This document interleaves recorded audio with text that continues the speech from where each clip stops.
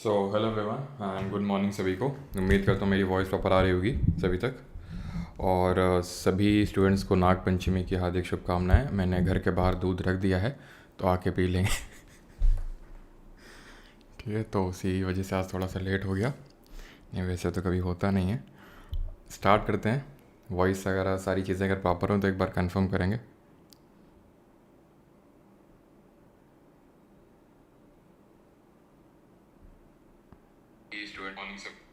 हाँ जी, voice proper आ रही है ना?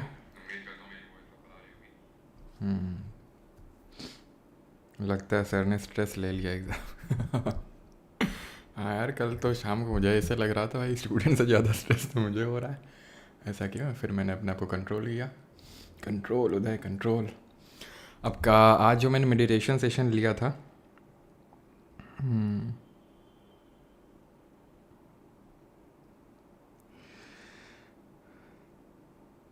हाँ जी, तो ठीक है। तो क्या बोल रहा था मैं? हाँ, तो कुछ हुआ था कल। क्या हुआ था कल? सीजीएल की डेट आ गई थी। अब जो सीजीएल की आप लोगों की एग्ज़ाम डेट आई है उसको लेके काफ़ी रश हश टाइप सिचुएशंस हैं। और जो मेडिटेशन सेशन सफ़र सेशन हम लोग का चलता है सुबह, उसमें मैंने काफ़ी लोगों के डाउट्स देखे थे कि सर क्या करना चाहिए, सर हम पीवाईक्यू कर रहे हैं, क्या एफआरबी भी करना चाहिए, पीवाईक्यू सीरीज़ कितने लेक्चर्स आएंगे, कब तक आएंगे, वन शॉट लेक्चर्स कब करेंगे, रिवीजन कब करेंगे। तो ये सारे जो डाउट्स हैं इस वीडियो में हम लोग क्लियर नहीं करेंगे। जो अगला वीडियो आएगा मोस्ट प्रोबेबली अब इसके बाद ही मैं बनाऊंगा, ये लेक्चर ख़त्म होने के बाद, जो कि अराउंड 3 PM के अराउंड आपको मिल जाएगा। तो उसमें मैं सारी चीज़ें आपको बताऊंगा A to Z कि जीके में आपको क्या करना है, क्या ज़रूरत है अभी, और मैं क्या करवाने वाला हूँ आपको। पीवाईक्यू सीरीज़ के कितने लेक्चर्स आएंगे, बिकॉज अभी लेक्चर नंबर 28 चल रहा है और लेक्चर नंबर 40 तक हम लोगों ने प्लान किया था। तो ये बात तो श्योर है कि 40 लेक्चर्स तो नहीं होने वाले हैं। 40 लेक्चर्स नहीं होने वाले हैं। हमें इसको जल्दी रैपअप करना होगा पीवाईक्यू सीरीज़ को। कब रैपअप होगा वो सारी चीज़ें अगले वीडियो में हम देखेंगे, और कब रिवीजन करेंगे सारी चीज़ें। ठीक है, तो जो यहाँ पे मैं प्लान बना के लेके आऊँगा वो होलिस्टिक होगा, उसमें आपको रिवीजन को भी टाइम होगा और इसके अलावा हम क्या चीज़ें करेंगे वो भी देखेंगे। ठीक है, और उसमें एक चीज़ का और ध्यान रखा जाएगा कि सो दैट आपको बाकी सब्जेक्ट्स भी हैं पढ़ने के लिए। ठीक है, क्योंकि आप ये नहीं भूल सकते हैं कि आपके पास मैथ्स, रीजनिंग और इंग्लिश जैसे स्कोरिंग सब्जेक्ट्स भी हैं। ठीक है, अगर हम बोलते हैं जीके को क्या बोलते हैं, किंग मेकर, किंग मेकर और रैंक मेकर, तो ठीक है, लेकिन वो तो मेंस में थोड़ा सा और ज़्यादा रोल बढ़ जाता है। लेकिन एटलीस्ट पहले उसके लिए आपको Tier 1 क्वालिफाई करना होगा, और वो मैथ, रीजनिंग, इंग्लिश के बिना नहीं हो सकता। तो वो भी चीज़ का मैं ध्यान रखूँगा कि आपको बाकी सब्जेक्ट्स पढ़ने के लिए भी टाइम मिल रहा है कि नहीं। और उसमें बाकी चीज़ें भी मैं डिस्कस करूँगा कि अगर किसी का मैथ्स वीक है, क्योंकि काफ़ी लोगों के डाउट्स आते रहते हैं कि भाई सर मेरा मैथ्स वीक है और कैसे करना है कैलकुलेशन, मतलब कितने मार्क्स लगाने चाहिए लास्ट टाइम में। तो वो सारी चीज़ों को लेके उसी वीडियो में हम डिस्कस करेंगे। ठीक, स्टार्ट करते हैं लेक्चर नंबर 28 और थोड़ा सा सीरियसनेस के साथ। और वैसे तो सीरियसनेस के साथ ही हम लोग लेक्चर करते हैं पीवाईक्यू सीरीज़ का, चाहे कोई भी लेक्चर हो। मैंने बीच में सच कोई कभी शायरी और इस तरह से नहीं आपका टाइम ख़राब करने की कोशिश करी, लेकिन अब थोड़ा सा और हमें सीरियस हो जाने की ज़रूरत है। सीरियस से मेरा मतलब ये नहीं कि खुद को स्ट्रेस में डाल लेना, लेकिन जो डिस्ट्रैक्शंस हैं उनको काट लेना है। डिस्ट्रैक्शन से को अवॉइड करके जो मेन चीज़ है इस पर फोकस करना है, जो लास्ट ईयर 1 मंथ है। दिस कैन बी मेक और ब्रेक। ठीक है, फॉर यू। और कंपटीशन टफ़ होने वाला है, और ये मैं बात हवा में नहीं बोल रहा हूँ, उसके पीछे का एक रीज़न है जो अगेन मैं आपको वीडियो में बताऊँगा अगले, कि इस बार कंपटीशन क्यों थोड़ा सा टफ़ होगा। ठीक है, चलो। तो पहला क्वेश्चन यहाँ पे हमारा ये रहा, और सभी लोग स्कोर ज़रूर बताएंगे कमेंट में अभी। ठीक है, What article of the Indian Constitution provides that the state governor has the authority to reserve a bill for the consideration of the president? भारतीय संविधान का कौन सा अनुच्छेद यह प्रावधान करता है कि राज्य के राज्यपाल को किसी विधेयक और राष्ट्रपति के विचारार्थ आरक्षित रखने का अधिकार है? एफआरबी क्या हुआ है, उसे ही रिवाइज करूं क्या?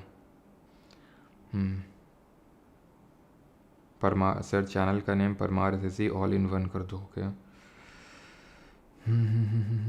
सर जी आपका नागिन कौन है? हैप्पी नाग पंचमी। पहले इस पे बेटा फोकस कर लो, माउस जी का टाइम नहीं है ये। ठीक है, चलो। तो आई थिंक दिख रहा होगा, एक बार मैं चेक कर लेता हूँ कि यहाँ पे कोई ग्लिच तो नहीं है। पता नहीं क्यों ऐसा मुझे फील आ रहा है। ठीक है, सारी चीज़ें देखो।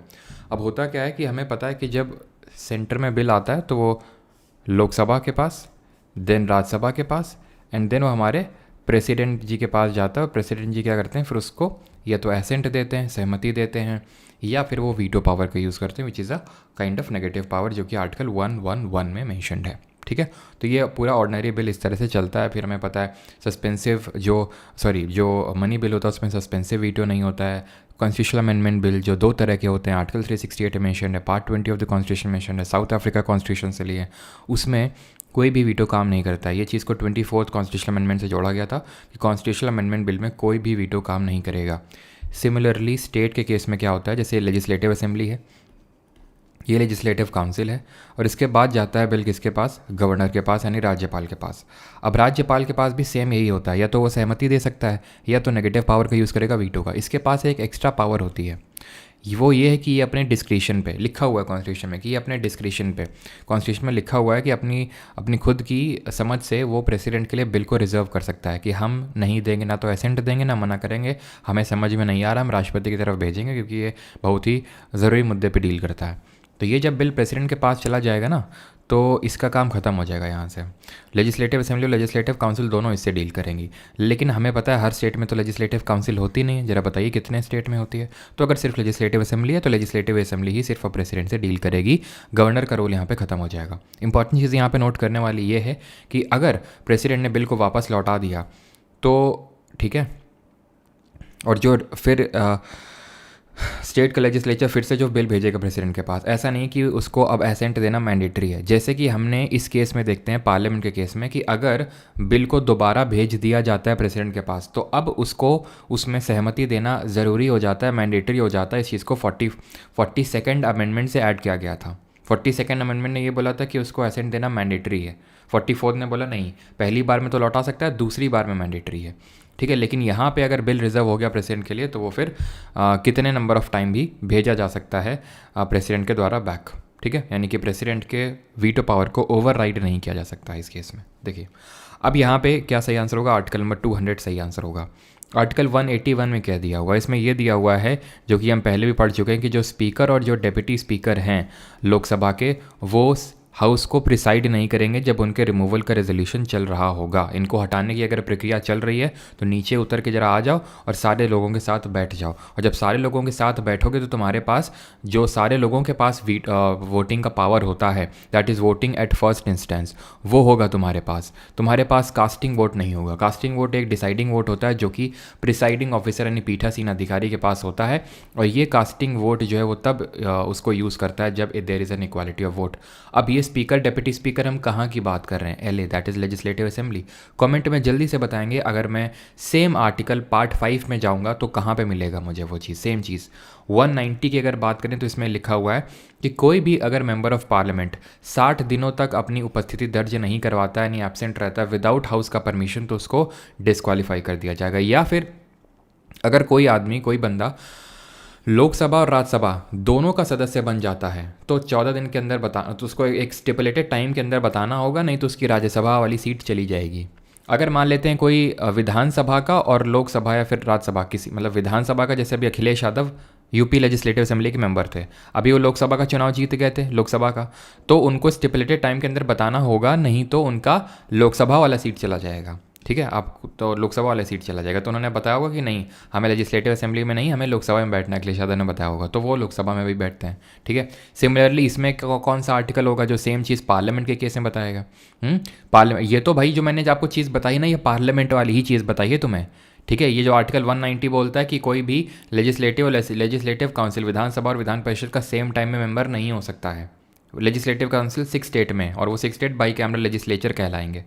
तो अगर मैं पार्ट 5 में इसी आर्टिकल को देखने जाऊंगा तो सिंपल है यार, 89 घटा देना, इसमें भी 89 घटा दोगे जो मिलेगा आपका वो होगा। ठीक है, इसमें भी 89 घटाओगे 101 मिलेगा, तो वो आपका पार्ट 5 का आर्टिकल होगा। आर्टिकल नंबर 267 की अगर बात करें तो 266 मैंने आपको बताया था क्या होता है, भारतीय संचित निधि, that is consolidated fund of India, इसकी बात करता है। सिमिलरली जो आर्टिकल नंबर 267 है सर, 267 है, अरे क्या लिख रहा है ये, कंटिजेंसी फंड ऑफ इंडिया। ठीक है, कंटिजेंसी फंड ऑफ इंडिया का मतलब होता है भारत की आकस्मिक निधि, जो कि किसके पास होती है, किसके अंडर में होती है, ये होती है, ध्यान रखना, प्रेसिडेंट के हाथ में। इससे पैसा निकालना है तो पार्लियामेंट की परमिशन के बिना पैसा नहीं निकाला जा सकता इससे, ठीक है। और इसमें क्या है कि प्रेसिडेंट के हाथ में होता है तो निकाला जा सकता है। अगला देखते हैं। तो 89 आपको माइनस कर देना, अगर पार्ट 6 से पार्ट 5 में जाना, पार्ट 5 से पार्ट 6 में आना है तो 89 को ऐड कर देना है, एज सिंपल एज दैट, ठीक है। क्लियर, आगे बढ़ते हैं। एज ऑफ दिसंबर 2022 कालिदास सम्मान award is given in the field of art by the government of which Indian state. तो कालिदास जो सम्मान है वो कौन सा स्टेट की गवर्नमेंट देती है? ऑप्शंस आपके सामने हैं। आंसर क्या होगा? कालिदास सम्मान ये देती है एमपी गवर्नमेंट। सबसे पहला वाला कालिदास सम्मान कब दिया गया था? ये दिया गया था 1980 में।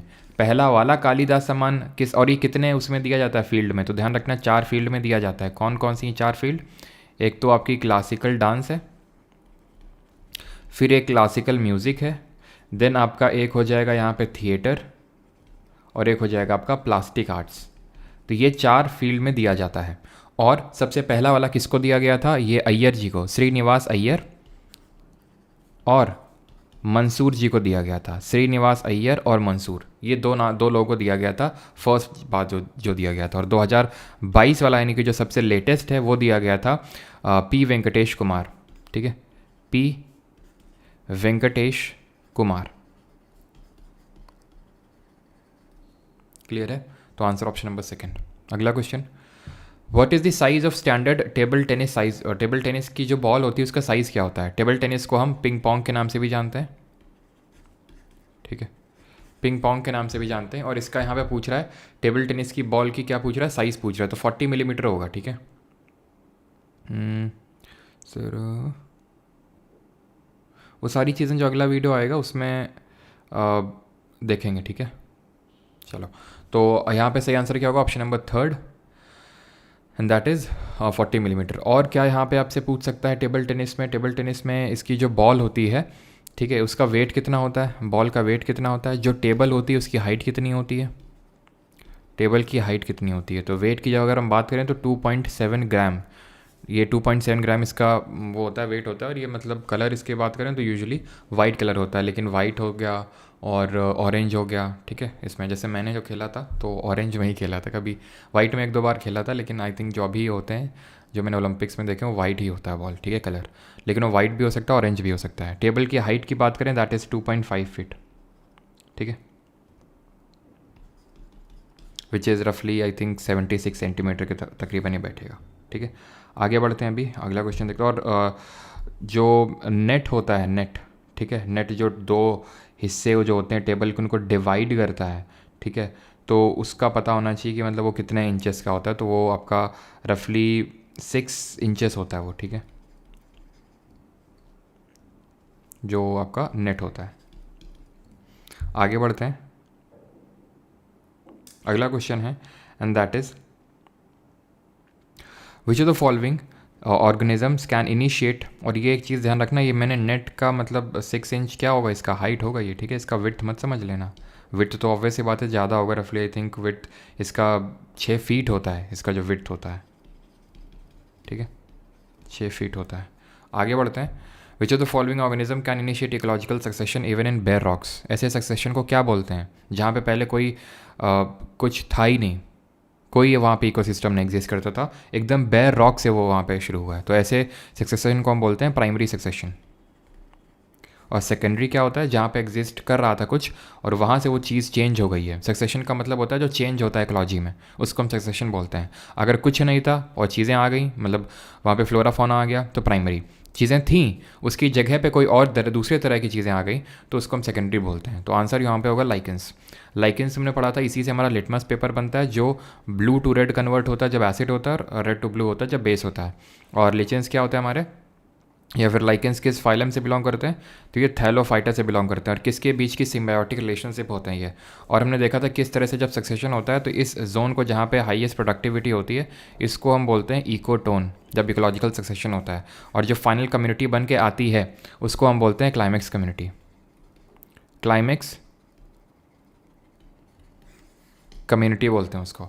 और नीश क्या होता है? इकोलॉजिकल नीश। इकोलॉजिकल नीश होता है कोई भी चीज़ का हैबिटेट। हैबिटेट का मतलब होता है वो उसका घर, ठीक है, और वो क्या फंक्शन परफॉर्म कर रहा है, दैट इज़ कॉल्ड एज उसका नीश। यहाँ पे अगर बात करेंगे तो लाइकेंस मैंने आपसे क्या पूछा था, किसके बीच का सिम्बायोटिक रिलेशनशिप होता है, फंगस का और एल्गे का। एल्गे में आपको याद होना चाहिए ग्रीन एल्गे को क्या बोलते हैं, ब्राउन एल्गे को क्या बोलते हैं, ठीक है, रेड एल्गे को क्या बोलते हैं। तो ग्रीन एल्गे को बोलते हैं क्लोरोफाइके। एग्जांपल्स क्या हैं, क्लाडोफोरा है, स्पाइरोगैरा है, और एक आप एग्जांपल आप दे दो। क्लाडोफोरा मैंने दे दिया, ठीक है, क्लाडोफोरा दे दिया मैंने आपको, स्पाइरोगैरा दे दिया, एक आप जरा बता दो। ब्राउन एल्गे की अगर बात करेंगे तो इसको बोलते हैं फाइयोफाइके, और इसके एग्जाम्पल क्या हो जाएंगे, इसके एग्जाम्पल हो जाएंगे सरगैसम हो गया हमारा, ठीक है, सरगैसम, कैल्प, ये सब क्या होते हैं, ब्राउन एल्गे होते हैं। और एक और होता है लेमनेरिया, ठीक है, और ये ईटेबल होते हैं ये। रेड एल्गे रोडोफाइके, रोडोफाइके, ठीक है। एल्गे की स्टडी को फाइकोलॉजी बोलते हैं, फंगस की स्टडी को क्या बोलते हैं जरा बताएंगे कमेंट में। और ठीक है, और लिली, एस्पेजे, ऑर्किड्स, ये सब याद करने की ज़रूरत नहीं है, ठीक है। तो इसको क्या बोलते हैं, माइकोलॉजी बोलते हैं। और फंगस करके हमारा एक किंगडम भी होता है जो आर.एच. व्हाइटेकर ने 1969 में क्लासिफिकेशन किया था, तो उसमें मोनेरा, प्रोटिस्टा, फंजाई, प्लांटे, एल्युमेलिया थी। और फंगस की जो आउटर सेल वॉल होती है वो किसकी बनी होती है जरा बताएंगे कमेंट में, सी से नाम स्टार्ट होता है। डॉल्टन की अगर बात करें तो इन्होंने जो सबसे पहले मैंने आपको बताया था, बर्जीलियस और डॉल्टन का नाम याद रखना है। सबसे पहले बर्जीलियस ने सिंबल दिए थे और डॉल्टन ने उस सिंबल्स का अच्छे से यूज़ किया था। डॉल्टन ने एटॉमिक थ्योरी भी दी थी, डॉल्टन ने एटॉमिक थ्योरी यानी कि परमाणु सिद्धांत भी दिया था। कब दिया था एटॉमिक थ्योरी, 1808 में दिया था। और डॉल्टन का लॉ ऑफ पार्शियल प्रेशर भी हम पढ़ते हैं। पार्शियल प्रेशर का लॉ किसने दिया था, वो डॉल्टन ने दिया था। क्या बोले थे कि कोई अगर गैस है वो किसी क्लोज कंटेनर में प्रेशर लगा रही है तो उसका जो टोटल प्रेशर होगा वो उसकी जो कॉन्स्टिट्यूएंट गैसेज होंगी उनके सम के बराबर होगा। अब अगर बर्जीलियस ऑप्शन में नहीं होता है और पूछता है कि सिंबल्स किसने दिए थे तो आंसर आपका डॉल्टन होगा। अब इसमें क्या होगा, किसका पूछ रहा है, फॉस्फोरस का। कमेंट मुझे तुम जल्दी से बताओ फॉस्फोरस के वैलेंस शेल में कितने इलेक्ट्रॉन होते हैं, वैलेंस शेल में। तो इसका एटॉमिक नंबर 15, 2,8,5 हो जाएगा इसका इलेक्ट्रॉनिक कॉन्फ़िगरेशन। और कल मैंने पीरियोडिक टेबल की क्लास रखी थी, उसको मैंने सस्पेंड इसीलिए कर दिया था क्योंकि अभी, चलो मैं बाद वो भी आपको बताऊंगा कि क्यों सस्पेंड कर दिया था, क्योंकि अब हम यहाँ पे जो इवनिंग वाली 1 टॉपिक 1 क्लास है वो शायद ही उसमें कोई लेक्चर करें, ठीक है। रीज़न उसका ये है क्योंकि अब कुछ और उसकी जगह हम करेंगे जो कि ज़्यादा फ्रूटफुल होगा हमारे लिए। 2,8,5 है, तो अब इसकी वैलेंसी कितनी होगी सर। वैलेंसी का मतलब होता है combining capacity of an element, कितने इलेक्ट्रॉन्स को गेन कर सकता। और ज़रा बताओ कि कौन से एलिमेंट होते हैं हमारे, कौन से मेटल होते हैं हमारे जिनकी मल्टीपल वैलेंसी देखने को मिलती है। तो इसके अगर इसको 3 इलेक्ट्रॉन अगर मिल जाएंगे, 3 इलेक्ट्रॉन लेके फॉस्फोरस अपनी ऑक्टेट कंप्लीट कर लेगा और ये एक स्टेबल बन जाएगा, ठीक है। तो 3 इसकी वैलेंसी हो जाएगी। तो देख लो 3 डंडी किस में है, ये भाई याद करने के पर्पज़ से बता रहा हूँ, इसका लॉजिक नहीं है ये कि 3 डंडी हैं तो क्योंकि 3 इलेक्ट्रॉन लेने थे, ठीक है। अब जैसे ये फॉस्फोरस है, ऐसे ही सल्फ़र का कितना होता है, सल्फ़र का 16 होता है क्या, एटॉमिक नंबर 32 होगा जाएगा एटॉमिक मास। एटॉमिक नंबर को रिप्रेजेंट करते हैं Z से, एटॉमिक मास को रिप्रेजेंट करते हैं A से। तो 2,8,6 है, तो इसको कितने इलेक्ट्रॉन की नीड है अपना ऑक्टेट कंप्लीट करने के लिए, तो भाई इसको 2 इलेक्ट्रॉन की नीड है। जब 2 इलेक्ट्रॉन की नीड है तो देखो 2 लाइन है यहाँ पे, 1 और 2, ठीक है, सिंपल। ऐसे ही इसका सल्फ़र का याद हो गया। लेड का में देखो L, प्लेटिना का P, ठीक है, सिल्वर का S, आयरन का I, और ऑक्सीजन का बड़ा सा O ऐसे करके याद कर लो, ठीक है, जिसके अंदर कुछ नहीं है, ठीक है, और O खाली है, ठीक है। अब यहाँ पे आ जाते हैं क्या, हाइड्रोजन। हाइड्रोजन क्या होता है, हाइड्रोजन का आप देखो तो इसमें 1 इलेक्ट्रॉन होता है, 1 इलेक्ट्रॉन होता है, तो 1 डॉट रख दिया इसीलिए, ठीक है। ये सिंबल दिए थे डॉल्टन जी ने, ठीक है, तब ये H और इस तरह से सिंबल नहीं थे, तो H मतलब इन्होंने 1 डॉट रख दिया। इसको कैसे याद कर सकते हैं, क्योंकि इसके में 1 इलेक्ट्रॉन होता है। कॉपर का C ले लिया, और कॉपर का जो नाम है वो किस देश से पड़ा है, साइप्रस, ठीक है। जैसे ये तो डाल्टन जी ने दे दिए थे, लेकिन बाद में जैसे सोडियम का नाम एसओ थोड़ी ना होता है उसका सिंबल, उसका सोडियम का तो Na होता है, क्यों, क्योंकि वो नाट्रियम शब्द से आया है। इसी तरह पोटेशियम का PO नहीं होता है, फिर P नहीं होता है, क्या होता है, K होता है, क्यों, क्योंकि वो कैलियम शब्द से आया है इसलिए, ठीक है। गोल्ड में G है, तो ये भी याद करने की ज़रूरत नहीं, क्योंकि नाम में ही पहला लेटर ही उसमें तो पूछेगा भी नहीं। कार्बन में क्या, O है, लेकिन शेडेड है ये, ठीक है। बाकी तो शायद आपको सारे इसमें और ज़्यादा कोई याद करने की ज़रूरत है नहीं। आगे बढ़ते हैं, ठीक है। अगला क्वेश्चन है, what do the words aus aman boro signify the context of the agricultural calendar in India. तो औस अमन बोरो हैं क्या चीज़, है टाइप्स ऑफ हार्वेस्ट फेस्टिवल है, बिल्कुल सही है।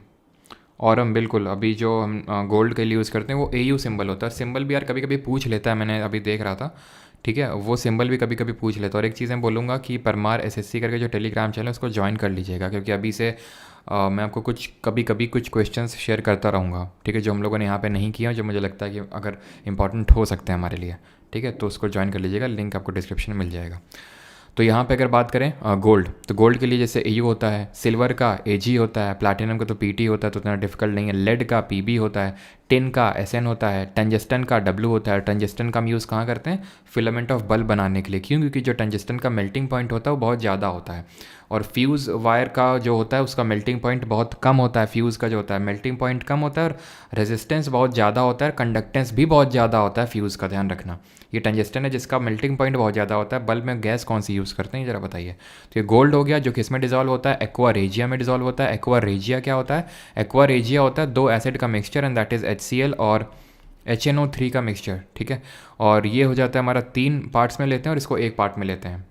आगे बढ़ते हैं। तो ये क्या है? ऑसमन बोरो, ये है हमारी राइस जो वेस्ट बंगाल में ग्रो की जाती हैं। 3 types of seasons of sowing rice in West Bengal. Option number 3 will be the answer. Types of harvest festival of Assam, तो असम के कई सारे हम फेस्टिवल याद करते हैं कि असम की बहू ने अपनी बाई को पटक पटक के मारा क्योंकि उसको अली के अब्बू के साथ मंजूली फेस्टिवल देखने जाना था, और इस तरह से मारा कि उसको मार मार के रंगीन कर दिया। तो रंगीन से रोंकेर देखा था हमने। रोंकेर कौन सी ट्राइब सेलिब्रेट करती है ज़रा बताएंगे? हाँ, तो करबी ट्राइब इसको सेलिब्रेट करती है, करबी, ठीक है, रोंकेर को। फिर अगर हम बात करें तो अली आई लेगांग, अम्बू से अम्बू बाची फेस्टिवल हो जाएगा। बिहू से हमने 3 तरह के बिहू याद किए थे। 3 तरह के बिहू कौन थे? एक तो सबसे पहले होता है जनवरी के महीने में माघ बिहू, देन चैत्र के महीने में होता है बोहाग बिहू जो कि इनका न्यू ईयर फेस्टिवल होता है, और देन होता है हमारा काटी बिहू जो कार्तिक के महीने में अक्टूबर के टाइम पे ये होता है। तो माघ, बोहाग और काटी बिहू 3 तरह के बिहू होते हैं, ठीक है। और अम्बुबाची फेस्टिवल कहाँ पे होता है? अम्बुबाची ये होता है आपका कामाख्या देवी टेम्पल में, जो कि कहाँ पे लोकेटेड है? ऑब्वियस सी बात है, असम के गुवाहाटी में लोकेटेड है वो। ट्रेडिशनल वेल्स ऑफ इन गुजरात, नहीं, ट्रेडिशनल वेल्स की अगर हम बात करें तो ये भी ध्यान में रखिएगा, ट्रेडिशनल जो वेल्स होते हैं गुजरात में उनको हम खादीन के नाम से जानते हैं।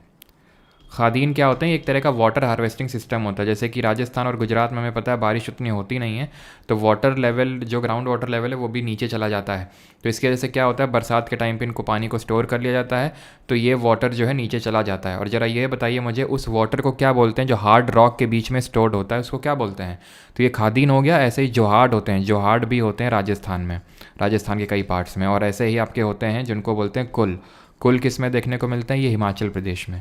ये क्या है? सब वाटर हार्वेस्टिंग सिस्टम है। तो कुल आपको जो भी हिमालयन रीजन है वहाँ पे देखने को मिलेगा। हार्ड रॉक के बीच में जो हमारा छिपा होता है पानी, उसको हम एक्विफर के नाम से जानते हैं। और वाटर हमें पता है, कल पढ़े थे, 2.8% है फ्रेश वाटर, 97.2% है सॉल्ट वाटर, और 2.8% में 68.7% है ग्लेशियर और आइस कैप में। फिर देन हमारा लेक्स में, देन उसके बाद है हमारा ग्राउंड वाटर में, एंड देन उसके बाद है हमारा एटमॉस्फेयर में, ठीक है। ऑर्डर पता होना चाहिए आपको। Fighting in the upright position in judo is called as, upright position एकदम सीधा जूडो में, ठीक है। तो अभी जूडो में हम इंडिया के किसने रिप्रेजेंट किया अभी? तो तुलिका मान ने इंडिया को रिप्रेजेंट किया अभी, जो जूडो चल रहा था। हार गई हैं काफ़ी बुरी तरह से 10-0 से। तो लेकिन ध्यान रखना, ये अपराइट पोजीशन क्या होता है? ताची वाजा। Option number 4 will be the correct answer, ताची वाजा। सिंगल लाइनर होते हैं, इसमें ज़्यादा दिमाग नहीं लगाना है, ठीक है। सीधे ताची वाजा ध्यान रखना है, ताची वाजा जूडो, बस खत्म। Which famous book was written by Haripal? Haripal ने कौन सी किताब लिखी थी? तो हरिपाल जो थे एक चालुक्य रूलर थे, ठीक है, एक चालुक्य रूलर थे, और उन्होंने जो किताब लिखी थी दैट वाज गीत गोविंद, तो लिखी थी जयदेव ने, ठीक है। गीत गोविंद लिखी थी जयदेव ने। ये लिखी थी संगीत सुधारक। Option number 2 will be the correct answer, संगीत सुधारक लिखी थी हरिपाल जी ने। क्लियर है? और अच्छा, एक और किताब है संगीत, उसका नाम है रत्नाकार। ये कोई बता सकता है संगीत रत्नाकार किसने लिखी थी? और ये ध्यान रखना, इसी किताब में ही जो सबसे पहली बार हमें इसमें देखने को मिलता है क्लासिकल म्यूज़िक का जिक्र और कार्नेटिक म्यूज़िक का जिक्र। क्लासिकल आप जानते हैं हिंदुस्तानी म्यूज़िक नॉर्थ इंडिया का, और साउथ इंडिया का कार्नेटिक म्यूज़िक होता है। संगीत रत्नाकार लिखी है ये संग देवा ने। अगला question, which of the following causes enlargement and extension growth of cell? Cell बड़ा हो जाता है फूल के, किसकी वजह से? तो हम लोगों ने पढ़ा था ऑस्मोसिस के बारे में। ऑस्मोसिस क्या होता है? ऑस्मोसिस होता है जहाँ पे हाई कंसंट्रेशन से लो कंसंट्रेशन मूवमेंट होता है। किसका? वाटर का। ये कंफ्यूजिंग चीज़ होती है, कहीं कहीं पे आप लोग देख लेते हैं लो कंसंट्रेशन से हाई कंसंट्रेशन, तो वो भी गलत नहीं है, लेकिन किस चीज़ का वो मैटर करता है। अगर लो कंसंट्रेशन से हाई कंसंट्रेशन किसका? सल्यूट का। वाटर सॉल्वेंट की तरह बिहेव करता है। तो एक चीज़ को याद कर लो, ठीक है, सो दैट कन्फ्यूज़न ना हो, उसका उल्टा दूसरा वाला हो जाएगा। तो वाटर का याद कर लो, हाई से लो में मूवमेंट होता है। तो हमने देखा था, मान लेते हैं ये सेल है, ठीक है। अब सेल में मान लेते हैं कि अंदर यहाँ पे हाई कंसंट्रेशन और बाहर लो कंसंट्रेशन है, तो बाहर की तरफ मूवमेंट होगा इस तरह से। सेल क्या करेगी, श्रिंक हो जाएगी, सिकुड़ जाएगी। और इसको क्या बोलते हैं ज़रा बताओ। फिर एक हमारा केस होता है जहाँ पे सिकुड़ी हुई सेल होती है, तो यानी कि यहाँ पे वाटर का हाई कंसंट्रेशन होगा और यहाँ पे वाटर का लो कंसंट्रेशन होगा, यानी कि उल्टा होगा सॉल्यूट के केस में। तो यहाँ पे क्या होगा, यहाँ पे अंदर मूवमेंट होगा हाई से लो की तरफ, तो सेल क्या करेगी, ये स्वेल अप हो जाएगी। और ये किस तरह का सोल्यूशन होता है। और तीसरा होता है हमारा जहाँ पे कोई मूवमेंट नहीं होता। जहाँ कोई मूवमेंट नहीं होता वो होता है आइसोटोनिक। आइसोटोनिक हाइपो ओ करके मतलब फूल जाएगा। फूल जाएगा किसमें, इसमें। हाइपोटोनिक हो जाएगा, फूल जाएगा, ठीक है। और जहाँ श्रिंक कर जाएगा वो हो जाएगा हाइपरटोनिक, ठीक है, हाइपरटोनिक हो जाएगा ये। चलिए, तो यहाँ पे सही आंसर क्या होगा। तो जब ऑस्मोसिस होता है, ऑस्मोसिस किसके थ्रू होता है, ये सेमी परमिएबल मेम्ब्रेन की तरह बिहेव करती है। क्या, सेल वॉल ना, ध्यान रखना, सेल वॉल तो परमिएबल होती है, फ्रीली परमिएबल होती है, सेल वॉल नॉन लिविंग होती है। लेकिन जो सेल मेम्ब्रेन होती है, जो लिविंग होती है, वो सेमी परमिएबल होती है, सेलेक्टिवली चीज़ों को अंदर बाहर आने जाने देती है। जब सेल में चीज़ें अंदर आती हैं तो उसको क्या बोलते हैं, बाहर जाती है तो उसको क्या बोलते हैं। तो सेल जो मेम्ब्रेन होती है, जो कि हमारी आधी प्रोटीन और आधी लिपिड या फिर फॉस्फोलिपिड की बनी होती है, वो सेमी परमिएबल होती है, तो उसके थ्रू यहाँ पे मूवमेंट होता है। तो जब अंदर चीज़ें आती हैं ऑस्मोसिस की वजह से, तो बहुत भयंकर प्रेशर लगता है सेल मेम्ब्रेन पे। और सेल मेम्ब्रेन और सेल वॉल अगर है तो वो सेल वॉल, खासकर टर्जर प्रेशर इसका सही आंसर होगा। खासकर जो सेल वॉल होती है, ये हमें जो देखने को मिलता है, ये टर्जर प्रेशर, ये प्लांट सेल में यूजुअली देखने को मिलता है। और प्लांट सेल में हमें पता है सेल वॉल भी होती है जो सेल्यूलोज की बनी होती है। तो वो क्या करती है, वो भी एक प्रेशर लगाती है। तो अंदर से जो प्रेशर बाहर की तरफ लग रहा है उसको टर्जर प्रेशर बोलते हैं, ठीक है। अच्छा, एक्टिव ट्रांसपोर्ट क्या चीज़ होती है। तो एक्टिव ट्रांसपोर्ट ऑस्मोसिस का जस्ट उल्टा होता है। वहाँ लो कंसंट्रेशन से हाई कंसंट्रेशन में मूवमेंट होता है वाटर का, ठीक है, जिसको कि हम रिवर्स ऑस्मोसिस के नाम से भी जान देते हैं। जो कि हमारे आरओ होते हैं ना, आरओ घर में जो पानी प्योरीफाई होता है, तो आरओ का मतलब क्या होता है, reverse osmosis. Active transport mechanism के पे ये काम करते हैं। Which of the following enzymes are, और जरा बताइए बैक्टीरिया की जो सेल वॉल होती है वो किसकी बनी होती है। Which of the following enzymes are essentially of DNA replication in an animal cell. निम्नलिखित में से कौन सा एंजाइम पशु कोशिका में डीएनए प्राकृतिक के लिए आवश्यक है। सर आज आप भाग रहे हैं बेटा, भागने का टाइम आ चुका है, आराम आराम से चलना है तो चलते रहो, हम भागेंगे अब। DNA replication in an animal cell, निम्नलिखित में से कौन सा एंजाइम पशु कोशिका में डीएनए प्रतिकृति के लिए आवश्यक है। भाई अगर मैं पढ़ता तो मैं कुछ इसी तरह से पढ़ता, आराम आराम से नहीं कि जैसे आराम से चल रहा। इसी वजह से मैं बोलता हूँ कि एंग्जाइटी भी ज़रूरी है लाइफ में, जिन लोगों को नहीं हो ठीक है, कि एंग्जाइटी हमें थोड़ा सा सेंस ऑफ अर्जेंसी देती है, जो कि लास्ट टाइम में होनी चाहिए सेंस ऑफ अर्जेंसी की, ये खत्म करना, ये खत्म करना, अगले एक घंटे में ये करना। ऐसा नहीं, आराम आराम से बैठे हुए हैं, विचारों में खोए हुए हैं, 3 स्टार सितारे लगेंगे, फिर हम भी वीडियो बनाएंगे तो हो चुका फिर, ठीक है। DNA replication in animal cell. तो डीएनए रेप्लिकेशन क्या होता है। तो डीएनए रेप्लिकेशन होता है simple making more and more DNA की कॉपी बनाना। क्यों, क्योंकि मैं मान लो सेल डिवाइड हो रहा है, पेरेंट सेल से डॉटर सेल में भी तो डीएनए ट्रांसफ़र करना होगा, तो वो डीएनए रेप्लिकेशन के थ्रू होता है, ठीक है। अब वो अपने आप नहीं हो जाता, उसके लिए काफ़ी सारे हमारे एंजाइम काम करते हैं, उसके लिए हमारे काफ़ी सारे एंजाइम काम करते हैं। जैसे कि यहाँ पे आप देख पा रहे हैं, चलो मैं उन एंजाइम्स का नाम लिखता हूँ, चलो यहाँ पे लिखता हूँ, ठीक है, किसका क्या काम होता है। वैसे तो इसका सही आंसर ऑप्शन नंबर फर्स्ट होगा, सिंपल। आपको यहाँ पे रिवर्स ट्रांसक्रिप्टेज, ये तो एक फिनोमिना होता है, एंजाइम तो होता ही नहीं है, तो इसको हटा देना तो और आपका सही आंसर ये आ गया था, ठीक है। अगर हम जैसे प्राइमेस की बात करें तो प्राइमेस क्या करता है, इनिशिएट करता है डीएनए रेप्लिकेशन को, डीएनए के नए नए स्ट्रैंड्स बनाना शुरू करता है ये, ठीक है। बनाता कौन है ये, इसको हम बिल्डर बोल सकते हैं, ये काइंड ऑफ बिल्डर है। बिल्डर बनाता ये है और शुरू कौन करता है, लो भैया शुरू करो, पॉलीमरेज को एक हरी झंडी दिखाता है कि लो शुरू करो इसको, ठीक है। तो प्राइमेस इनिशियलाइजर एक तरह से बोल सकते हैं। लाइगेज क्या करता है, चपका के रखता है स्ट्रैंड को, ये ग्लू की तरह बिहेव करता है, ठीक है। और टोपो आइसोमरेज की अगर बात करें तो ये जो सुपर कॉइलिंग होता है ना, कि जो डीएनए स्ट्रैंड आपस में इतना ज़्यादा फंस ना जाए, तो सुपर जो कॉइलिंग होती है, कॉइलिंग, उसको अवॉइड करवाता है, उसको हटवाता है। और एक और एंजाइम होता है, उसका भी नाम याद ध्यान रखना है, हेलिकेस, इसको बोलते हैं अनवाइंडिंग एंजाइम ये स्ट्रैंड्स को अनवाइंड करता है, अनवाइंडिंग एंजाइम होता है ये, क्लियर रहती चीज़। और ये तो हो गया आपका डीएनए रेप्लिकेशन, आप आई होप समझ ही होंगे। अच्छा, रिवर्स ट्रांसक्रिप्टेज जो यहाँ पे लिखा हुआ है वो क्या होता है, मैं इन शॉर्ट आरटी लिख रहा हूँ। It is a kind of creating complementary strands, creating complementary strand of DNA based on RNA, ठीक है। तो हमें पता है, हमने कॉम्प्लीमेंट्री स्ट्रैंड्स पढ़े हैं कौन कौन से होते हैं, जैसे एडेनाइंस का थाइमाइन होता है, गुआनाइन का साइटोसाइन होता है, ATGC। आरएनए में कौन सा किसकी जगह पे कौन सा रिप्लेस हो जाता है, ज़रा कमेंट में बताएंगे, ठीक है। और यहाँ पे तो कुछ नहीं है, बाकी पता होना चाहिए कि जो डीएनए का रेप्लिकेशन होता है ये प्रोकैरियोटिक सेल में भी होता है, यूकैरियोटिक में भी होता है।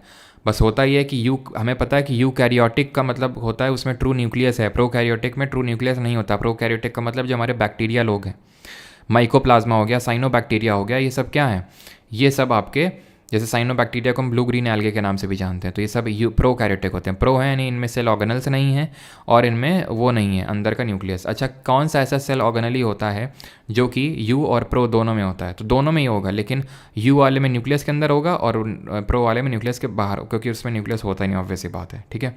तो ये चीज़ आपको पता होना चाहिए। और राइबोसोम दोनों में कॉमन होता है। डीएनए क्या होता है, डीएनए का फंक्शनल यूनिट क्या होता है, जीन होता है डीएनए का फंक्शनल यूनिट। डीएनए का मॉलिक्यूल किसने डिस्कवर किया था, फ्रेडरिक मिशर ने किया था। डबल हेलिकल स्ट्रक्चर किसने दिया था, वॉटसन और क्रिक ने दिया था। डीएनए और प्रोटीन से ही बना होता है क्रोमोसोम, जो कि किसने दिया था, वॉल्डर फ्लेमिंग ने दिया था। क्रोमोसोम 23 पेयर में होते हैं, 22 ऑटोसोमल होते हैं और एक सेक्स क्रोमोसोम होता है, XX फीमेल होता है और XY मेल होता है। और उसमें किस तरह के डिसऑर्डर्स होते हैं, जेनेटिक डिसऑर्डर होते हैं, वो आप अपने हिसाब से रिकॉल करो। जीन में चेंजेस हैं तो मेंडेलियन डिसऑर्डर्स होंगे, और अगर जीन के अलावा है तो नॉन मेंडेलियन डिसऑर्डर्स होंगे, वो सब आप रिकॉल करो। 1835 में who develop the process of applying a thin layer of metallic silver to one side of a clear glass pane and created the first mirror. तो यहाँ पे CV रमन जी थे, विक्टर फ्रांसिस हेस थे, HS टाउन्स थे, या फिर जस्टिस वॉन लीबेक थे। तो किसने सबसे पहले मिरर बनाया था। मिरर का मतलब है यहाँ पे कॉन्वेक्स या फिर कॉनकेव नहीं, बल्कि यहाँ पे बात हो रही है प्लेन मिरर की। तो आंसर होगा जस्टिस वॉन लीबेक, ठीक है। ऑप्शन नंबर 4 यहाँ पे सही आंसर होगा। प्लेन मिरर मैंने आपको बताया था कि प्लेन मिरर में क्या होता है कि जहाँ जितनी दूर ऑब्जेक्ट होता है उतनी दूर इमेज बनती है। इमेज आपकी वर्चुअल नेचर की होती है, क्योंकि वो जो शीशा है उसके पीछे बन रही है, और इमेज सेम साइज़ की बनेगी बट लेटरली इन्वर्टेड होगी, लेटरली इन्वर्जन होगा। अब ये तो प्लेन मिरर हो गया। फिर दूसरे तरह के हमारे मिरर होते हैं जिनको हम बोलते हैं स्फेरिकल मिरर्स। स्फेरिकल मिरर दो तरह के मिरर होते हैं, एक होता है कॉन्वेक्स और दूसरा होता है कॉनकेव। कॉन्वेक्स और कॉनकेव होते हैं दो तरह के, ठीक है, कॉन्वेक्स मिरर और कॉनकेव मिरर। तो कॉन्वेक्स मिरर में क्या होता है आपका, कॉन्वेक्स मिरर में अगर मैं बात करूं तो कुछ इस तरह से। और पहले कॉन्वेक्स मिरर के यूजेस हम देख लें, क्योंकि हमने पहले ये पढ़ चुके हैं कि इसके यूजेस क्या हैं। तो कॉन्वेक्स मिरर किस तरह का होता है हमारा, ये बहुत सारी चीज़ों को एक छोटे पार्ट में करके हमें दिखा देता है। कॉन्वेक्स मिरर जो होता है कुछ इस तरह का होता है, ठीक है। ये इसका ये जो पार्ट होता है, जो उभरा वाला पार्ट होता है, ये इसका क्या होता है, इसका रिफ्लेक्टिंग साइड होता है ये, ठीक है। ये इसका रिफ्लेक्टिंग साइड होता है, क्योंकि यहाँ पे इसकी सिल्वर से वो हम कोटिंग करते हैं। और कॉनकेव में क्या होता है, कॉनकेव में ये पीछे वाला पार्ट इसका वो होता है, और जो अंदर ये घुसा हुआ पार्ट है ये रिफ्लेक्टिंग साइड होता है। ये चीज़ आपको पता होनी चाहिए। तो कॉन्वेक्स का यूज़ करते हैं एज अ रियर व्यू, ठीक है। अब इसको मैं जल्दी जल्दी पढ़ाऊँ इसको कि रियर व्यू में यूज़ करते हैं यहाँ पे, तो इसमें तुम्हें दिक्कत ना होनी चाहिए। क्यों, क्योंकि हम पहले पढ़ चुके हैं। दिक्कत हो रही मतलब या तो तुमने पहले के लेक्चर किए नहीं या रिवाइज नहीं किया, सिंपल सी बात है, ठीक है। तो इसी वजह से मैं कहीं कहीं पे स्पीड अप हो रहा हूँ, इसी वजह से, क्योंकि वो ज़रूरी है। ज़रूरी इसलिए क्योंकि वो कर चुके हैं, फिर से अगर वो सेम अमाउंट ऑफ टाइम लग रहा है तो फिर वो गलत बात है, ठीक है। तो मेन इसका यूज़ होता है कि रियर व्यू में इसका यूज़ करते हैं, as a security purposes use करते हैं हम। ATM में हो गया, मेट्रोज़ और रेलवे स्टेशन में आपने देखा होगा, सन ग्लासेस में इसको हम यूज़ करते हैं। कॉनकेव का वहीं बात करें तो सोलर ब्लास्ट फर्नेस में इसका यूज़ कर लेते हैं हम कॉनकेव मिरर का। कॉनकेव मिरर का शेविंग के लिए यूज़ कर लेते हैं हम लोग। कॉनकेव मिरर का ही यूज़ हम कर लेते हैं, कौन, जो हमारे डेंटिस्ट लोग हैं, ठीक है, वो उसका यूज़ कर लेते हैं। तो यहाँ पे सही आंसर क्या होगा, सॉरी, शेविंग मिरर पे तो हम कॉनकेव मिरर का यूज़ करेंगे। बाकी अगर हम बात करेंगे लेंसेज के क्या यूज़ होते हैं, तो लेंस के भी यूज़ हमने पढ़े थे। जैसे कि कॉनकेव लेंस का मायोपिया में ट्रीटमेंट में यूज़ होता है, और जो हमारा कॉन्वेक्स लेंस होता है उसका हाइपरमेट्रोपिया में यूज़ होता है। रमन जी ने रमन इफेक्ट की डिस्कवरी करी थी, जिसमें इन्होंने बताया था किस तरह से एक लाइट को पास करवाएंगे तो उसमें किसी लिक्विड में स्कैटरिंग होती है, ठीक है। तो ध्यान रखना, रमन इफेक्ट में बस लिक्विड और स्कैटरिंग, ये दो चीज़ें ध्यान रखना। और इन्होंने कब दिया था, 1928 में इन्होंने ये अपने लॉ को दिया था, और he was the first Bharat Ratna awardee. CV Raman थे, C राजगोपालाचारी थे, और तीसरे कौन थे, जरा कमेंट में आप बताएंगे। अगला क्वेश्चन है, phenomena of the interaction between non allelic genes at one or more locus resulting in one gene making the phenotypic expression of another gene is known as, sorry making नहीं, masking. Masking का मतलब होता है कि उसके दूसरे के expression को छिपा देना, उसको क्या बोलते हैं। नॉन एलीलिक जीन क्या होते हैं, देखो, जिनका लोकेशन डिफरेंट जगहों में है, सेम जगह में तो अलीलिक, डिफरेंट जगहों में तो नॉन अलीलिक। जीन टर्म किसने दिया था सबसे पहले? जीन टर्म जो सबसे पहले दिया था वो दिया था विल्हेम जॉनसन ने। विल्हेम जॉनसन ने कब दिया था? 1909 में दिया था, यानी कि मॉर्लेमेंटो रिफॉर्म जब आया था जिस साल इंटरनेशनल क्रिकेट काउंसिल की स्थापना हुई थी। और इसका हेडक्वार्टर कहाँ पे वो बताएंगे। तो वैसे तो इसमें जब फादर ऑफ, अगर हम जेनेटिक्स की बात करें तो वो हम बोलते हैं जोहान ग्रेगर मेंडल को, ठीक है, जोहान ग्रेगर मंडल को। इनको क्या बोलते हैं? Father of genetics, father of genetics बोलते हैं, जिन्होंने एक पी प्लांट में मटर के जो दाने, मटर का जो पेड़ होते हैं उसमें काफ़ी सारे एक्सपेरिमेंट किए थे। और मटर को हम किस नाम से जानते हैं? पीसम सातवियम, जो मटर का पेड़ होता है। तो उसमें इन्होंने काफ़ी सारे एक्सपेरिमेंट किए थे और इन्होंने काफ़ी सारी प्रोजेनीज भी दी थी यहाँ पे। तो इसीलिए इनको फादर ऑफ जेनेटिक्स के नाम से जानते हैं। लेकिन वो जीन टर्म नहीं कॉइन कर पाए थे, जो कि विलियम जॉनसन ने किया था। इस पर्टिकुलर चीज़ को हम बोलते हैं, जैसे मान लेते हैं कि ये हमारे क्रोमोजोम है, ठीक है, यहाँ पे मान लेते हैं कोई जीन का एक्सप्रेशन है, तो ये क्या करेगा? ये क्या करेगा? दूसरे वाले का जो एक्सप्रेशन है उसको मास्क कर देगा, इतना ज़्यादा डोमिनेंट हो जाएगा ये। इसी को बोलते हैं एपिस्टासिस, एपिस्टासिस, ठीक है। 13th, what is the which of the following is a style of Carnatic music? निम्नलिखित में से कौन सी संगीत की, कर्नाटक संगीत की एक शैली है? पुरंदरदास, एम एस सुब्बुलक्ष्मी और साउथ इंडिया का म्यूज़िक, ये चीज़ें पढ़ी हैं। कार्नाटिक म्यूज़िक का मैं वैसे तो ट्रिनिटी भी पढ़ा चुका हूँ, लेकिन मैंने आई थिंक IRS वाले सेशन में पढ़ाया था, तो इस वजह से मैं फिर से एक बार बताना चाहूँगा। ट्रिनिटी किसको बोलते हैं? 3 लोग हैं, एक तो पी त्यागराज दीक्षितर और श्याम शास्त्री। 3 नाम याद रखना है, त्यागराज, दीक्षितर और शास्त्री, ठीक है। DTS कुछ याद कर लो, TDS, tax deduction at source, है ना, या फिर टोटल डिजॉल्व सॉल्वेंट या फिर सॉल्यूट, ऐसे करके याद कर लो। TDS, त्यागराज, दीक्षितर और शास्त्री, ये इनके सर नेम्स हैं, त्यागराज, दीक्षितर और शास्त्री, ठीक है। तो कार्नाटिक म्यूज़िक में कितने स्टाइल्स होते हैं उनका हम ज़रा जिक्र कर लेते हैं। तो कार्नाटिक म्यूज़िक में जो सबसे पहला स्टाइल पूछा ना आपसे, जो पहला आपका एक तरह से स्टाइल होता है वो इसमें होता है, क्या बोलते हैं उसको? गीतम, ठीक है, गीतम सबसे पहला गीतम होता है। देन सुलाडी होता है। देन जाटी स्वरम, जिसका यूज़ हम कहाँ पे देखते हैं? भरतनाट्यम में देखते हैं जाटी स्वरम, है ना, अलारिप्पू, वर्णम, शब्दम, टिल्लाना, पदम, तो ये सब कहाँ पे देखने को मिलते हैं? भरतनाट्यम में। देन इसके बाद है कीर्तनम। देन इसके बाद है स्वर जाति, कीर्ति, पल्लवी, क्या मतलब सर याद दिला रहे हैं आप तो, वर्णम और राग, ये सब होते हैं हमारे स्टाइल्स इन कार्नाटिक म्यूजिक। तो स्वर जाति यहाँ पे सही आंसर होगा ऑप्शन नंबर 1। धामर धूपड़ देखते ही क्या याद आना चाहिए? आगरे का पेठा याद आना चाहिए तुम्हें। आगरा घराना से एसोसिएटेड है धामर धूपड़, याद आ रहा है आपको? Howrah bridge was officially opened in the, और जरा भटकंडे जी का नाम याद आ रहा है? हैं, कुछ याद आया इनसे एसोसिएटेड? मैंने क्या बताया था भटकंडे जी से एसोसिएटेड? हावड़ा ब्रिज को कब ऑफिशियली ओपन किया गया था? 1935, 1930, 1943 या फिर 1948? तो हावड़ा ब्रिज जो कि आप यहाँ पे देख पा रहे हैं ये आपका वेस्ट बंगाल में है, ठीक है, वन ऑफ द मार्वल्स। बाकी हमारे द्वारा जो बनाए गए ब्रिज तो गिर ही जाते हैं, ब्रिटिशर्स का अभी तक चल रहा है। तो सही आंसर क्या होगा? सही आंसर होगा ऑप्शन नंबर 4, 1948, ठीक है, 1948। सर प्लीज़ रिप्लाई, बहुत इंपॉर्टेंट क्वेश्चन है जो आपका IDF PY के 4 वाला PDF कोर्स है, उसमें सेम कंटेंट है ना जो आप क्लास में पढ़ाते हैं? आई मीन क्वालिटी और क्वांटिटी सेम है? बिल्कुल रास, वही सेम उसी का ही है वो, हाँ जी, 1943 सही है। चलिए तो अगले क्वेश्चन, सॉरी गलती से मैंने 1948 क्लिक कर दिया क्या? चलो अगले क्वेश्चन पे आते हैं। 15th, what is the position called the when the earth reaches closest to the sun while orbiting it? वह स्थिति क्या कहलाती है जब पृथ्वी सूर्य की परिक्रमा करते हुए उसके सबसे निकट पहुंच जाती है, सबसे क्लोज हो जाती है? उस पोजीशन को क्या बोलते हैं? एपोजी, पेरिजी, एपिलियन या फिर पेरिहिलियन? तो होता क्या, जब मैंने आपको बताया था सारे प्लैनेट होते हैं हमारे जो सन के अराउंड रिवॉल्व करते हैं, और इसी को हम क्या बोलते हैं? Heliocentric theory. हीलियोसेंट्रिक थ्योरी किसने दी थी जरा बताना कमेंट में, जिनका नाम C से स्टार्ट होता है। सारे प्लैनेट रिवॉल्व करते हैं, अर्थ भी करता है। जब अर्थ रिवॉल्व करता है तो ये एक इलिप्टिकल ऑर्बिट में रिवॉल्व करता है। ये किसने बोला था? ये बोला था केपलर जी ने। देखा था कल, लॉ ऑफ, पहले ऑर्बिट होता है, लॉ ऑफ एरिया होता है, लॉ ऑफ टाइम पीरियड है, देखे थे कल, ठीक है। तो इलिप्टिकल ऑर्बिट है तो इसमें एक ऐसा पॉइंट आता है जहाँ पे अर्थ सन के सबसे नज़दीक होती है, सबसे पास में होती है, तो ऐसा पी से पास और पी से पेरिहिलियन, इसको बोलते हैं अपसौर हिंदी में, ठीक है। और जब सबसे दूर होती है तो अपने आप एपीहिलियन हो जाएगा, इसको बोलते हैं उपसौर।